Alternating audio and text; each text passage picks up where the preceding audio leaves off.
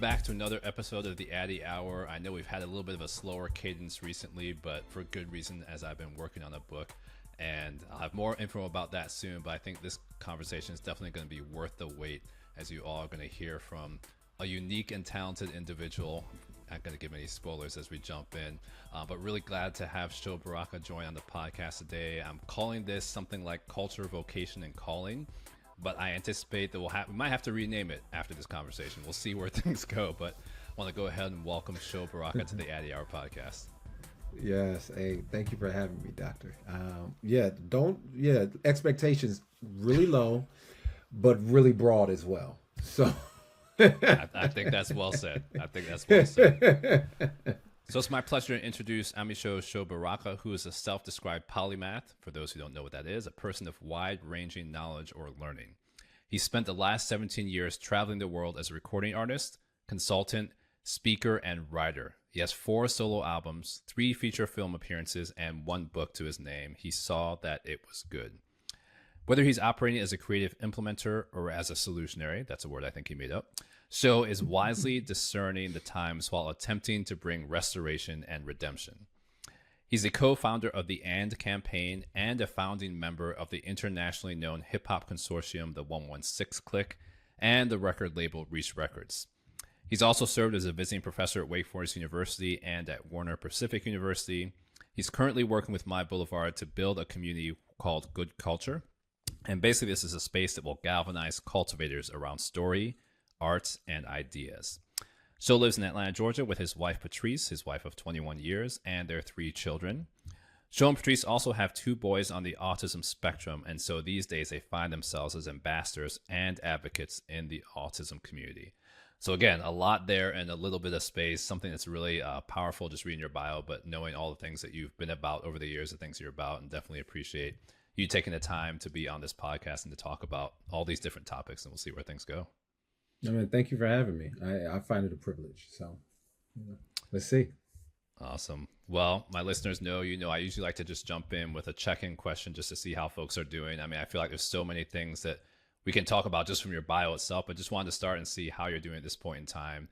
I know you're juggling a lot today, so anything you want to give us in terms of insights and just your daily navigation.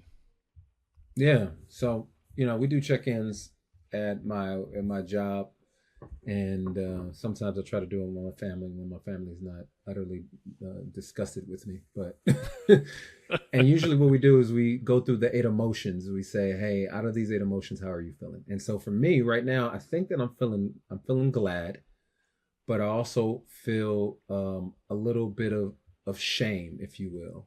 So glad because I'm excited about where my marriage is, where my family is, but shame, there's something about my vocation right now I'm just not excited about. And trying to figure out how not to make those, or not to allow those particular emotions go to the shadow, but operate in the gold, so the impaired versions, as some people call it, of sadness and shame versus, I guess you can say, the benefit of what do we do now that we know that we feel this way. So that's why I think that's the best summation of where I am. That's, well, one, I mean, I say it's a lot, but I just appreciate the level of honesty and vulnerability. And also just knowing you, I mean, this might sound a little bit funny, but I also appreciate your, the skill set, I guess I would call it, that you've developed. I mean, even as you talked about how you do that as a family, you do that at your workplace, like that's not new territory to you. And I feel like that in and of itself is also something to be applauded. And the fact that you can actually hold those two, because so much of what we talk about on this podcast, what we talk about in society is just the importance of being able to go to that place. And I'm also impressed that you're able to get to that pretty quickly. Not that solved everything, because you still have that tension, but the fact that you're just able to kind of verbalize that and to use that to kind of navigate through, I think is really to be applauded. So I appreciate you going to that space. It'll all be solved when you release that book. So hurry up, sir.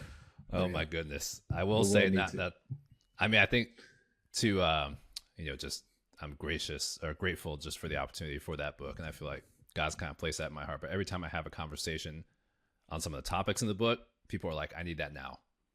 I can't wait to read that. So absolutely. Now I'm going to keep the listeners waiting since it comes out May of 25, but it's coming. It's coming. Hey. But just, I mean, there's so many questions that come to mind, but one, just kind of initially thinking about like, how did you get to a place of being able to describe all that so clearly? Because I'm imagining, and I mean, I'm speculating here, but I'm imagining that's not something that you grew up being able to do. This is not like a day one. You've always been this person who can kind of verbalize emotions on the spot like that. Like, how did that come about? Through a series of being a toxic individual and thinking that I was very healthy, displaying behaviors. You know, I have a buddy who is I forget what he's a PhD in. He just got it, so that's the reason why I'm not sure. But fair. He often talks. Yeah, he often talks about emotions, and he says the only emotion that men are able to are allowed to share is anger. You know, and oftentimes, you know, when we're feeling other emotions, what we do is we just jump right straight to anger, and we think like, you know, no, deal with the shame, deal with the loneliness. These things are fine. You just got to figure out how do we operate in that. And for me, I just never knew how to deal with my anxiety. I never knew how to deal with the rejection that I was feeling. And it would always turn into, well, I just got to perform better. I just got to do better. I just got to be better.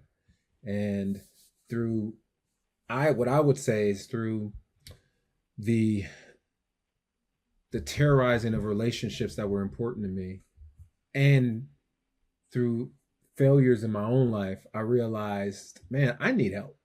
I need assistance. And you know this about me. I'm a man of deep faith. And oftentimes when you come through communities of faith, counseling is not something that is heralded.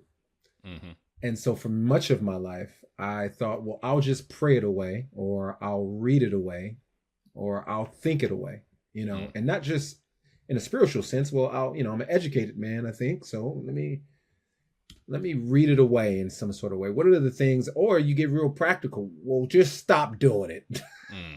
Stop feeling this way, you know, and none of those things were working. And it's like, well, maybe I just don't have the right tools. Maybe I don't have the right resources. And I have friends who, some books back here, friends you know of, people who, and some just thoughtful individuals who wrote books, and that led me to say, you know what, maybe I need help that is professional, and then have often been shunned upon, especially within Black spaces.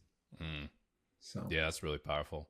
I mean, as I'm listening to you talk too, I'm also anticipating that there's probably some resistance there too, either like internally in yourself, or maybe in other people that you're encountering. Because it seems like people will, because even I'm thinking about the word shame that you use. Like, how often do I hear, I'm just going to make it really specific, how often do I hear Black men talking about shame? Yeah. Unless but they the fact that you could go there, yeah, go ahead. Yeah. No, I was going to just make a joke. That's my go-to is when I don't really have anything to say, is make a joke. but no, so here, I think, you know, I don't like to make create anecdotes out of I don't like to make a doctrine out of anecdotes, but for the most part, I will say through my experience, I don't think many of the people that I existed around or orbited around encouraged therapy, counseling, just the practice of being mentally healthy. And I'll say this, not only did they not encourage that, they almost in some ways encourage you to not only not seek professional help, but there's a subtle practice within some of the spaces that I existed in that almost encourage you to destroy other people's mental health, to perpetuate the idea of like destroying or tearing down people, whether that be through jokes, whether that be through public shaming, bullying, whether that be through music, or visual arts. You know, I think about me as a hip hop artist growing up. Most of hip hop is, for many reasons, and some really good, it's a very demonstrative art.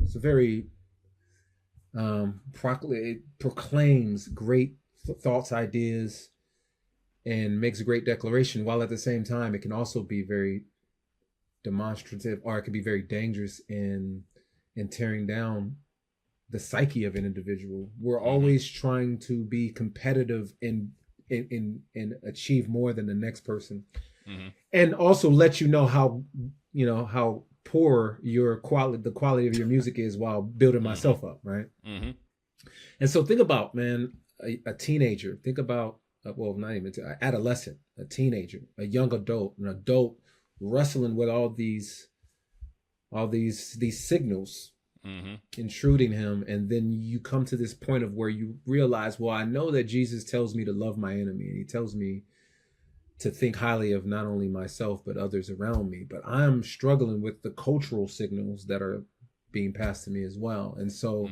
you got to figure out what dog's going to eat, because you got to starve one and feed the other. Yeah. And you opened up so many, trying to decide where I went, because there's so many topics there that you just peeled back the layers on. And I know you also, taught classes on the intersection of hip hop, politics, and faith. And so that whole narrative isn't the best word, but that whole kind of persona within hip hop, I'm thinking about, battle rap, all the other pieces, where I think the whole intent is bravado and kind of building yourself up, diminishing the other person, whether that's based on reality, whether that's based on a caricature. Right. I mean, there's larger conversations we could have about, the state of hip hop. Absolutely. But I'm also thinking about how that gets reflected in the culture in general. I'm thinking about things like politics. I'm thinking about just all of us operating on a day-to-day basis. Like, are we operating in who we are as our authentic selves, or is there this aspect of what we have to show people? I mean, there's also hip hop and social media. So this is not a well-formulated question, but I'm curious, just any thoughts you have on any of that. Look, if this was just a conversation, I think we can talk for hours just around the things the propositions you just threw out there. One is, hip hop has provided great tools for young people, especially young Black people, or young people of color as well. And that it definitely gives you a confidence that is otherworldly. It gives you almost like an eschatology, if you will, of how to see the world, not as it is right now, but as you hope it to be. So I am an artist eschatology for folks. Just it's a way to see the end, like the end of the world, or to see the evolution of the world. It's a religious term of like end times, how we see a time after in which Jesus came and the Advent. But how do we see the world evolving and the church being integrated within this new world after? And so I think hip hop does a good job of giving a world to people, even though hip hop does a great job of helping people see the world not necessarily as it is right now, but as it can potentially be, right? And so an artist will say, he'll talk about the cars he has, he talks about the girls he gets, he talks about the business deals he possesses, while all in real life he probably has none of that. But in some ways it's almost like a self-fulfilled prophecy, because although he doesn't have that now, if he continues to grind and work hard and have that confidence that I spoke about earlier, maybe he will achieve that, or she will achieve those things. However, in that, the one dangerous tool that hip hop also has is that it seems as if in order for me to be successful, other people can't. Now, this is not across the board. And so in that they can't, what tends to happen is, I think you find that people are, tearing other artists down, or it becomes a rivalry in which you mentioned battle rap. Like, I have to, it's a scarcity. I'll just say it like this. It's a scarcity mindset where there's not enough good for all of us. And oftentimes that is very dangerous. And if we can see why that is, and I'm getting out of my expertise here, but we think about gang culture, we think about how hip hop was cultivated in the 70s, but think about these neighborhoods that were blighted and had scarce resources. And so you have these organizations, you have these people who are trying to do good, and maybe they're starting as service groups and they're trying to provide resources to particular people. And then those resources become gold, if you will. And so those groups begin to fight over those resources. And then it no longer becomes about the resources, it becomes the conflict, right? Mm-hmm. The conflict is the fuel for which we live and move and have our being now. And so out of that, you have these group of people who are fighting over resources in this blighted community. And then hip hop comes to say, hey, how can we galvanize you guys to give you something that you can all like unify around? And so now you want to show which borough, which group within the borough is the best in representing that. And so it's just it's like a tentacle that spreads it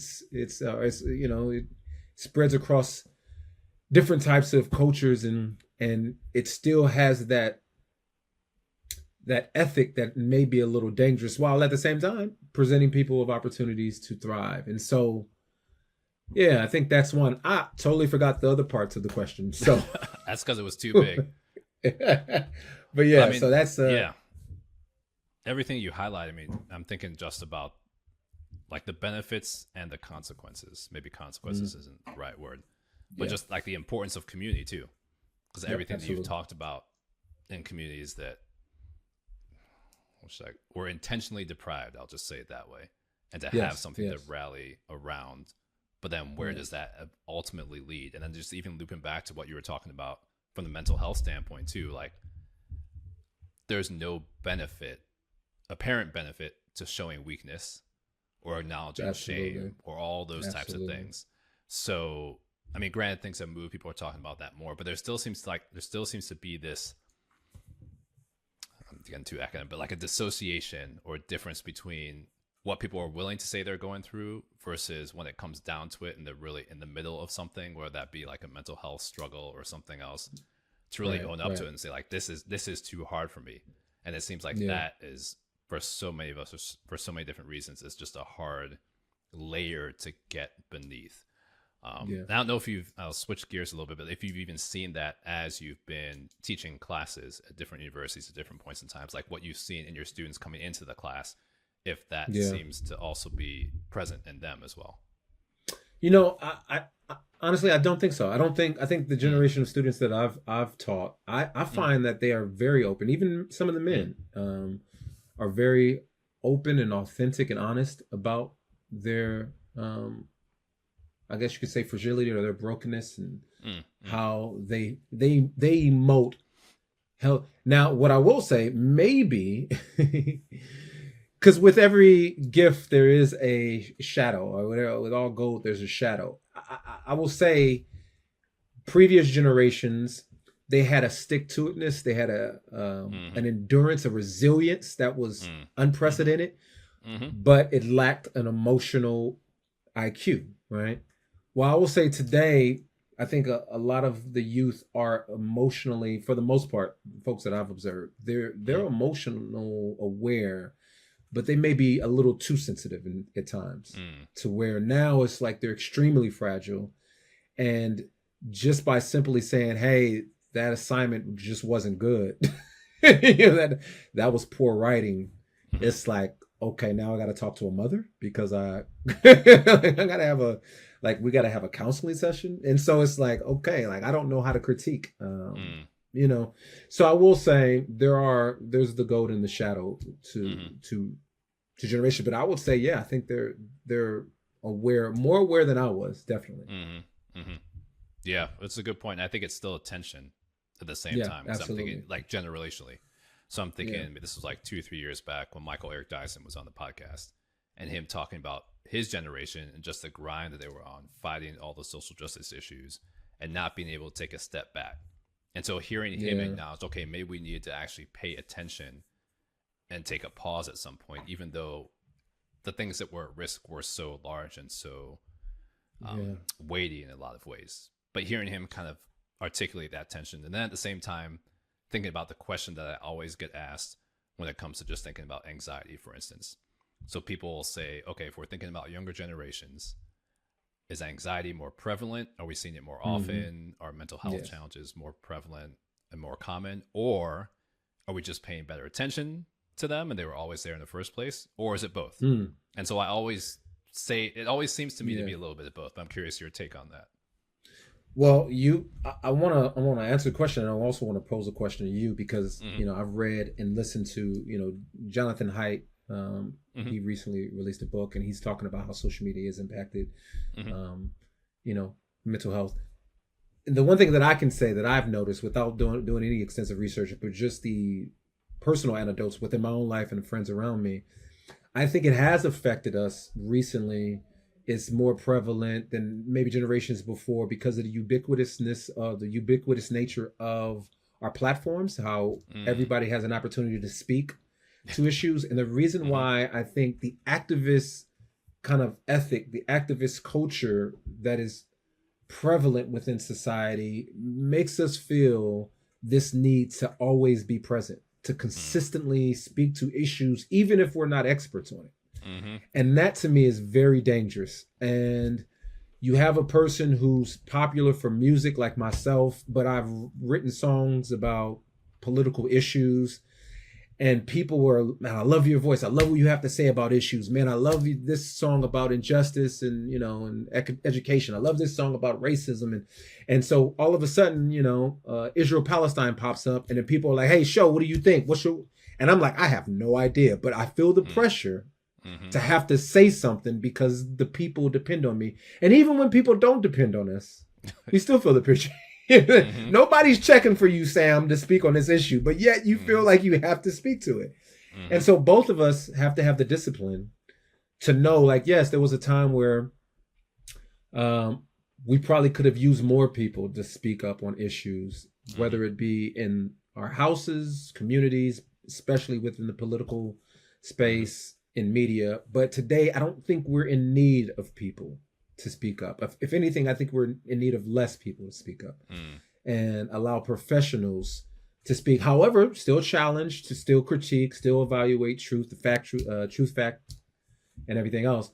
But that's been my struggle. And and so I guess I'll ask you, what are your thoughts about social media? And I know this is not your area of expertise, but you are way more qualified than you're the most qualified person on this call to have this conversation. What are your thoughts around the mental health impact of social media and how we engage it when it is more specifically when it comes to issues of tragedy or situations of tragedy? Mm-hmm. Yeah, so I mean, I'm going to answer the question differently than I have in the past, just from some of my observations, I'll say, over the last few weeks, just different events I've been involved in. And especially as a neuroscientist and mental health advocate, so much, and this is not to minimize mental health to one specific aspect, because there are lots of different situations that can put people into a challenging mental health state. But so much of what people navigate, if we're not talking about serious mental health in terms of different experiences, often has to do with mindset. So if someone's really anxious about something, there could be lots of reasons that led to that. The silly example I always give is like, if you had a really bad, not silly, but if you had a really bad experience in the elevator that almost crashed to the ground, you're going to think about that every time you get into an elevator again, whether or not that next elevator has any safety concerns whatsoever. And so I guess the antidote here is just in terms of social media. If you have this expectation, this mentality, you can get yourself easily stuck in a mentality that's not based on reality whatsoever. And that can wreak havoc on people's perspective and how they go about things. I mean, that actually loops back to the example you were talking about, just even in terms of the social justice pieces. So many students that I was interacting with in the middle of the pandemic who were appropriately trying to put out fires in their own lives, everything that was happening on a global scale, but not always taking time to step back, like going 1,000 miles an hour, feeling like every fire that came up they had to put out, and then getting stuck in a place of just being drained, being burnt out. Whereas not that it was easy, but just a little bit of a shift in the mentality could actually help people step back from that and be like, okay, I need to actually take time to rest. It didn't change the external situation, but perspective changed.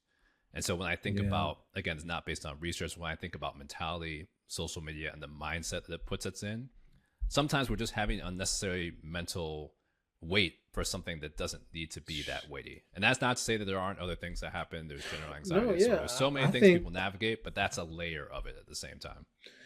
And so here's, and I'm gonna throw this out here, and I would love for your thoughts. I think part of the problem is we don't localize our tragedies. Our tragedies Mm. are global now. Yeah. And granted, I love the fact that social media gives us the opportunity to Mm. advocate for people and Mm-hmm. issues that are Mm-hmm. miles away. Mm-hmm. However, I don't think our brains or that our human experiences were set up to care about, or not to care about, that's a bad word. To hold, To be, maybe. yeah, to hold on to things that we probably have no real impact on or changing in life. And so, because, and I've sensed this in my own life, because I'm always chasing tragedy everywhere around the Mm-hmm. world, Mm-hmm. the things that are happening locally aren't as important because Mm. one, there's not a big applause for those, to Mm. remedy those issues. Mm-hmm. But then two, maybe maybe a fist fight that breaks out on my street is not as important as a police shooting in Minnesota. Mm. And so therefore I'm going to ignore, and I think Mm. it's kind of minimize what tragedy is in our paradigm. And so for Mm-hmm. me, we have to reconstruct what evil is and make it more localized Mm. by always just trying to see what's social media, what's the news outlet that I'm following, what's the thing that they're trying to get me to care about today, Mm. rather than just being concerned with, is Miss Johnson able to get to the grocery store right now because they've shut down public transportation. you know you know these are the things Yeah. that I'm trying to reconcile in my own life. Mm-hmm. I think that's really important. I mean, you mentioned the brain perspective too, but there's layers to that too, because even, I mean, other people who've come on the podcast, we've talked about just the impact of just scrolling, watching videos of tragedy after tragedy, the impact that can have on us, on our brains, the impact it can have on Yeah. us psychologically. Then even, I've cited this work a lot, but David Williams talking about the impact on Black and brown communities if someone in that state who's unarmed has been shot by police and killed. And that has negative mental health consequences on individuals in those communities. So that's also Absolutely. reality. But then also knowing how much to pay attention to, how much to pull back, and then just thinking about globally what's happening in different parts of the world, and also different ways that people perceive things outside of our Western culture.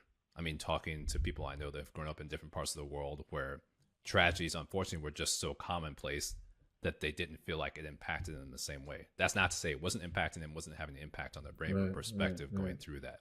And then on the flip side, just thinking about the wave that we've been designed and created to actually thrive in community, like actually being altruistic to someone else, that local person who needs help to the, like that will actually positively impact people's brains.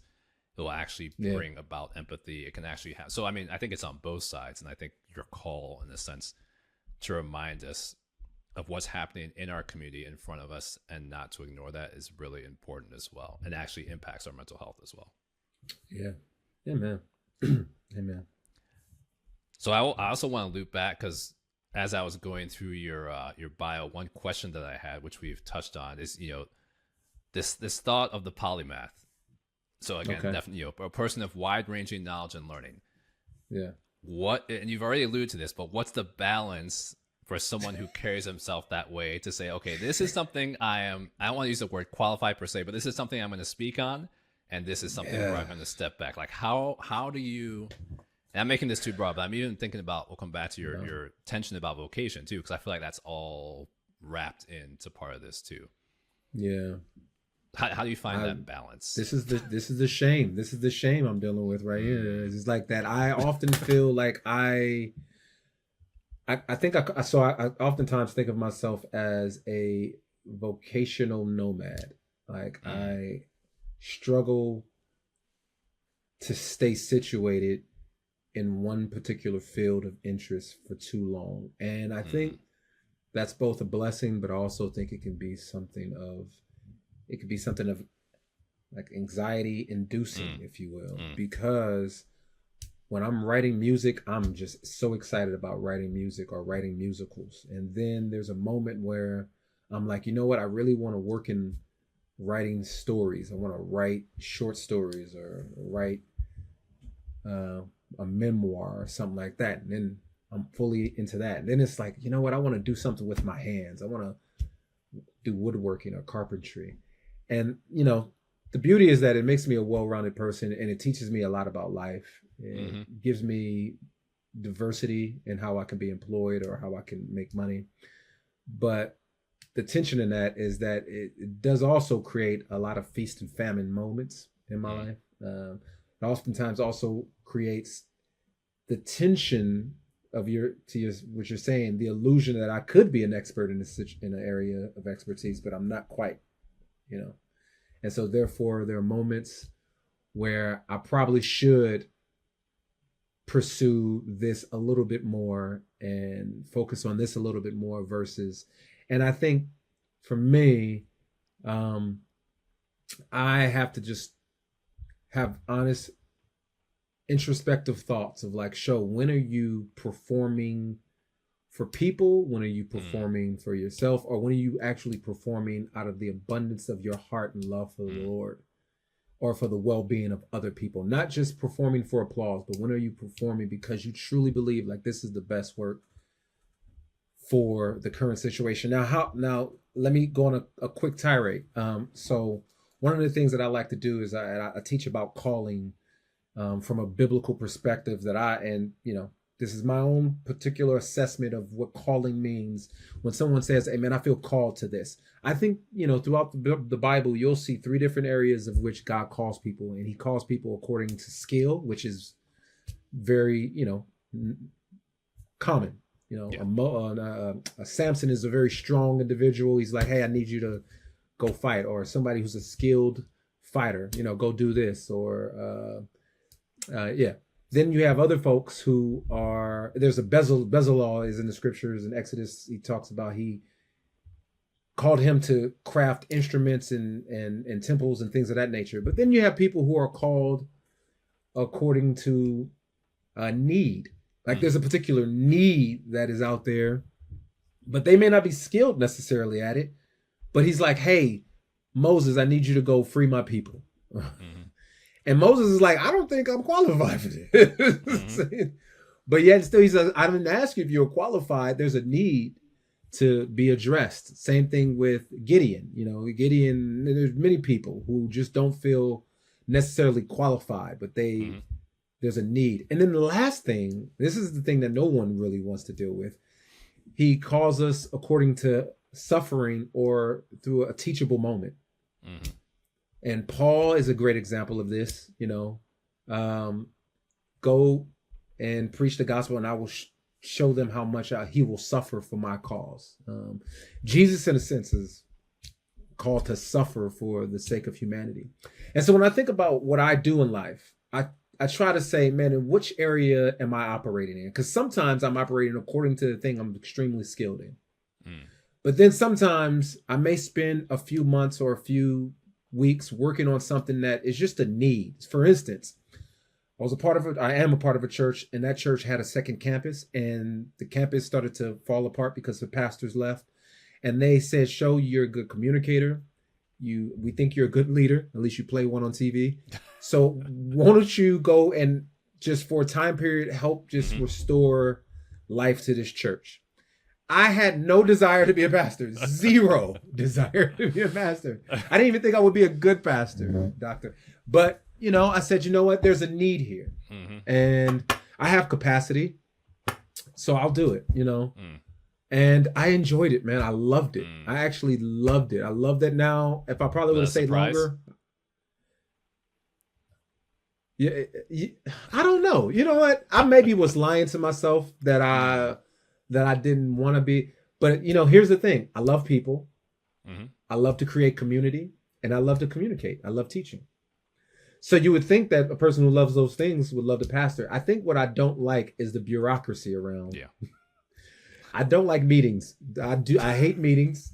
I hate talking about things that I think we can resolve through email.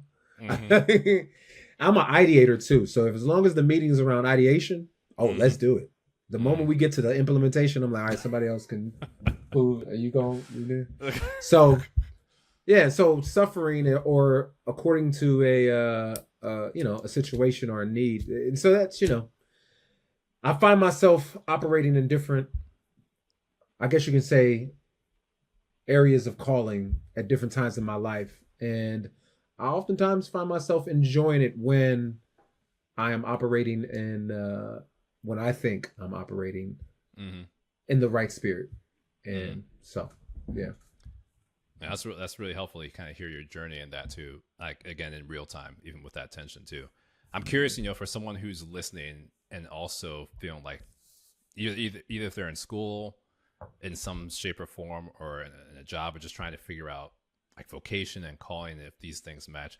How much weight do you think people should put on having a sense of calling while they're going about that work? Because some would argue that even having that conversation or thought process is a place of privilege. Like not Yeah. everybody Oh, gets to I would actually have. think through. So like how would you advise someone in any of those types of situations?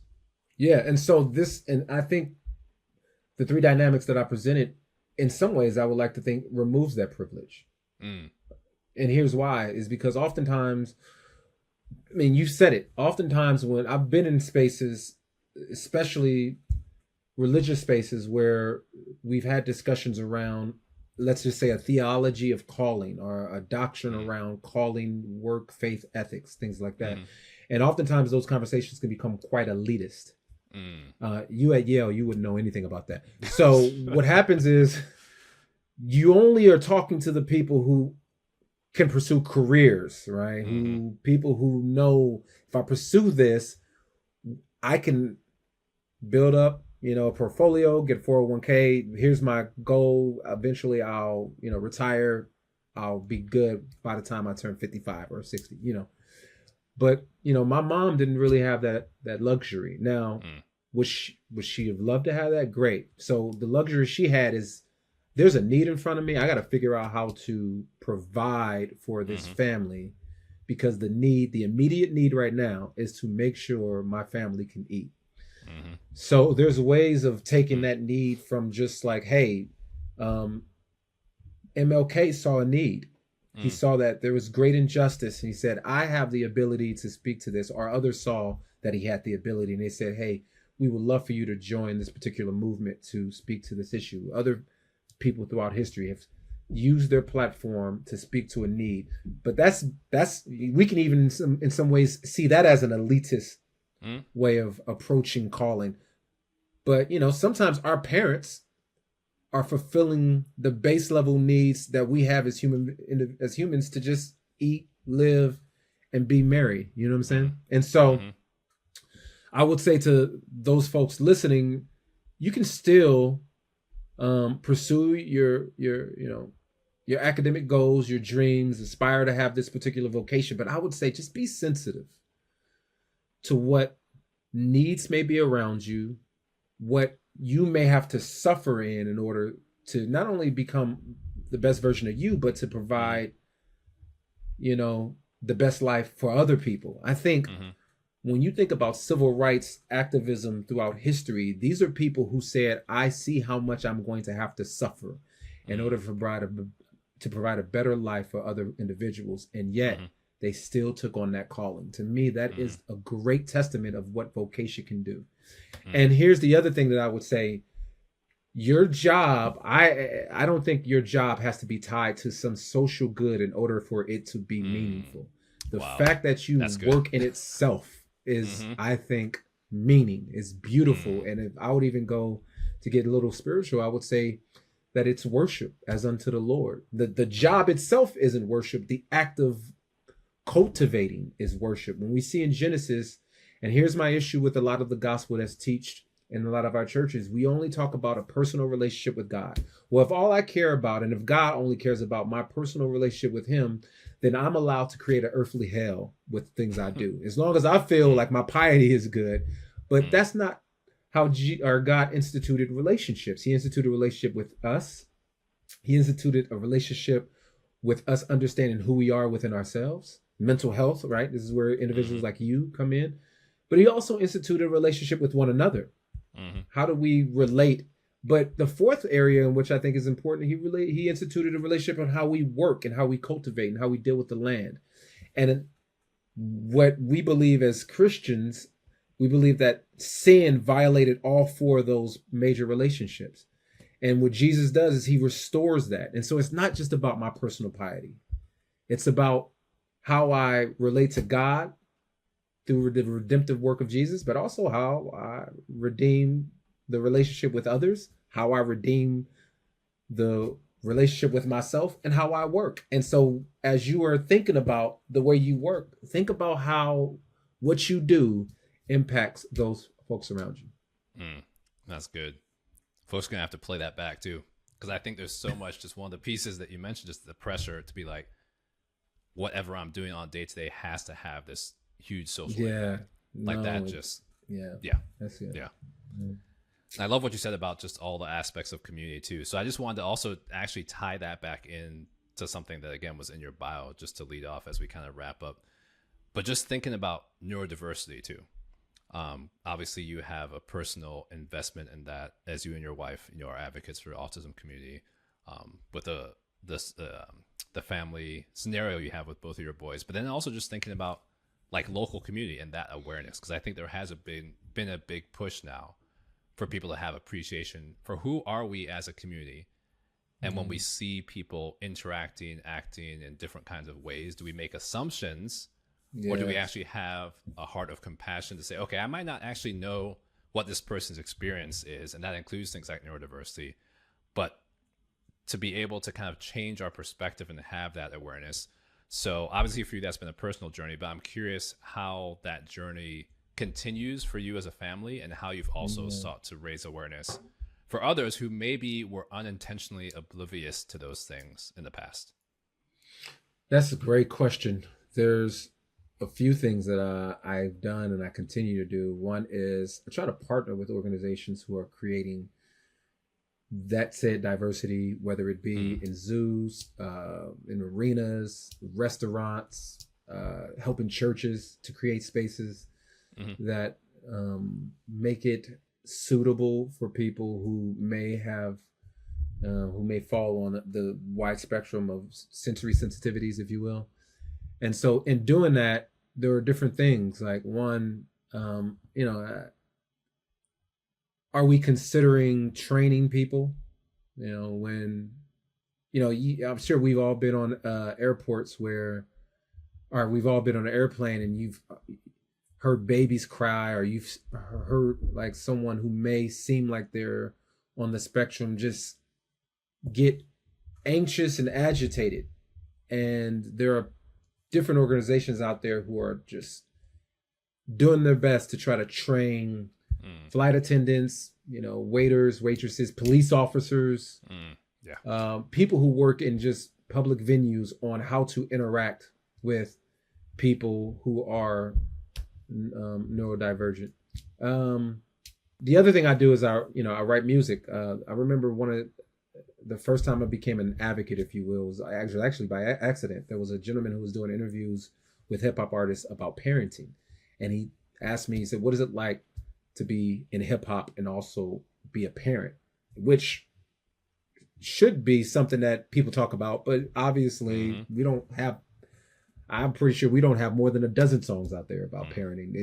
So anyway, I start to talk about it, but I also mentioned, because around that time I realized that our son was on the spectrum. We had got an official diagnosis, and he didn't know this. He was shocked, and I was just kind of spilling about it, and I just got to talking about it, and so he posted it, and then people start reaching out to me, just asking me for insight, and like, man, thank you.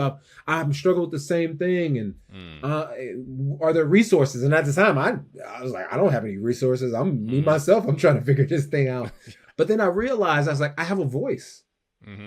I can advocate. I can speak up. And so then I wrote a song about it, and that just took off and introduced me to different organizations who are doing things. And so one of the things that I've been intentionally trying to do is create a space specifically for fathers, but Black fathers who are wrestling with the diagnoses, who are wrestling with parenting kids on the spectrum, who are wrestling with remaining married in a situation like this, because there's not a lot of spaces for us to have conversations and to really just tell the truth about where we are. So, this sucks. I'm upset because I won't be able to live vicariously through my son, because all fathers live vicariously through their kids. You know what I'm saying? And so it's like, I probably won't be able to do that. And so now I have to find new victories. I have to find new joys. I have to find, and it's just about trying to reset those expectations in a way that keeps them involved in their families, teaches them how to love differently and how to figure out how to experience love differently, because your kids may not be able to say, I love you. They may demonstrate it differently. My sons don't voluntarily come up and say, I love you, but the way he's always hovering, or the way that my kids are always hovering around me, just that to me is like, oh, they love me. They appreciate me, you know?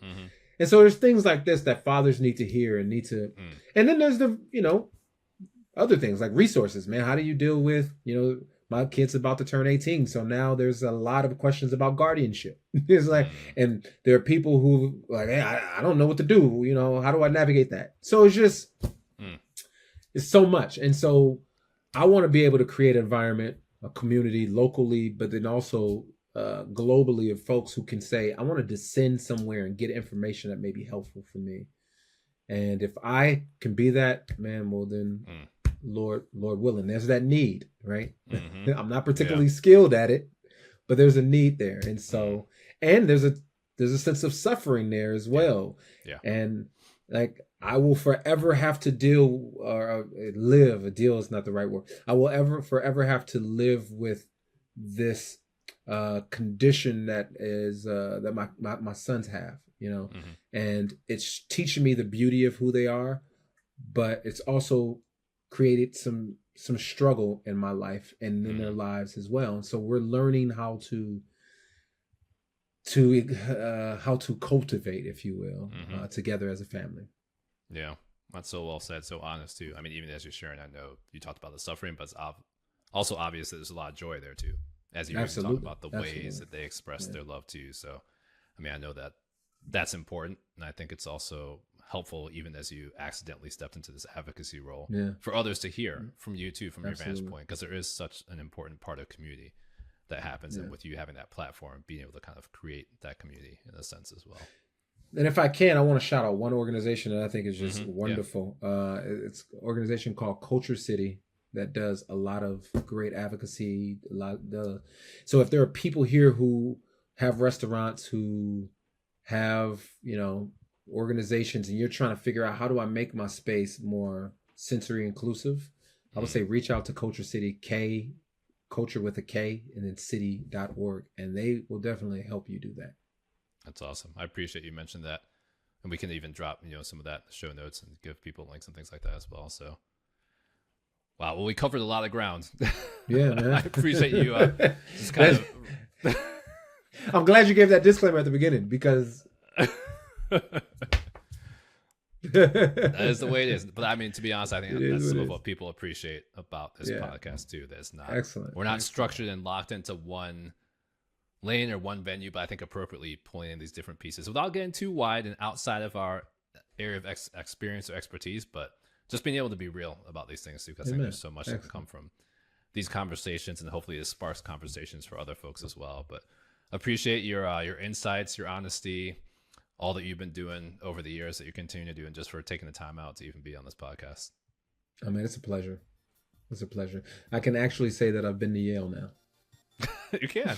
I've been to Yale. I've spoken at Yale. Yeah, of course. It's Yale Broadcast Studio production, so I think we can give you that. All right. Thanks again for joining. Thank you.